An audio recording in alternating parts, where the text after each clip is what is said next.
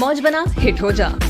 India's got talent में अपना talent दिखाओ और मौका पाओ जजेस से मिलने का और साथ ही 6 लाख रुपए जीतने का।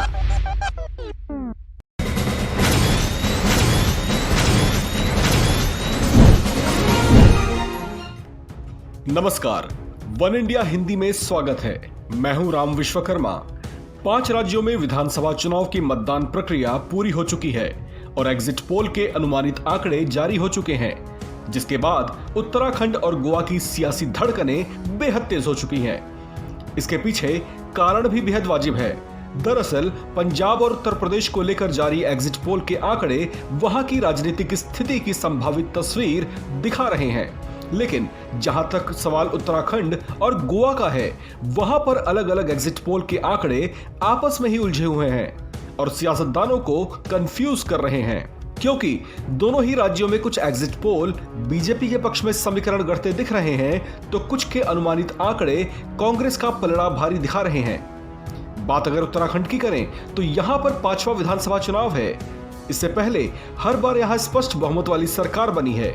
ऐसे में कुछ सियासी पंडित यहां एंटी इनकम्बेंसी फैक्टर गिना रहे हैं, तो कुछ का मानना है कि यहां कांग्रेस बेहद कड़ी टक्कर में है। ऐसे में यहां संभावनाओं की सुई 50-50 पर अटकी हुई है। इस बीच नतीजे जारी होने से पहले बीजेपी के राष्ट्रीय महामंत्री कैलाश विजयवर्गीय, सीएम धामी और पूर्व सीएम निशंक से मुलाकात कर ग्राउंड रिपोर्ट ले चुके हैं। यहां नतीजों के बाद जोड़ तोड़ की संभावनाओं से सहमी कांग्रेस विधायकों को कांग्रेस शासित राज्यों में सुरक्षित ठिकानों पर भेजने की तैयारियों में जुटी हुई है। वहीं गोवा को लेकर जारी लगभग सभी एग्जिट पोलों का अनुमान यहां हंग असेंबली यानी त्रिशंकु विधानसभा की ओर इशारा कर रहे हैं, यानी यहां बहुमत का आंकड़ा कोई दल नहीं छू पाएगा।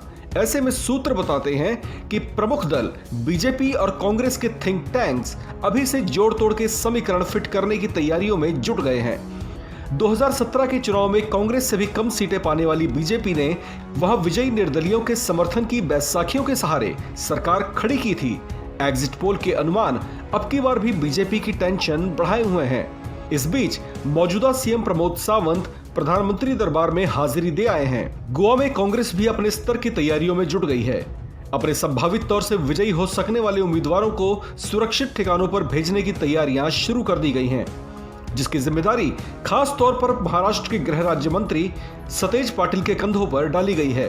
कांग्रेस के वरिष्ठ नेता पी चिदंबरम ने एक बातचीत में कहा, मैं सीधे तौर पर नहीं, लेकिन हमारी पार्टी के गोवा के नेता अन्य पार्टियों के नेताओं के संपर्क में हैं। हमारी पार्टी अपने घर की दुगनी रखवाली कर रही है और इस बार चोरी नहीं होने दी जाएगी।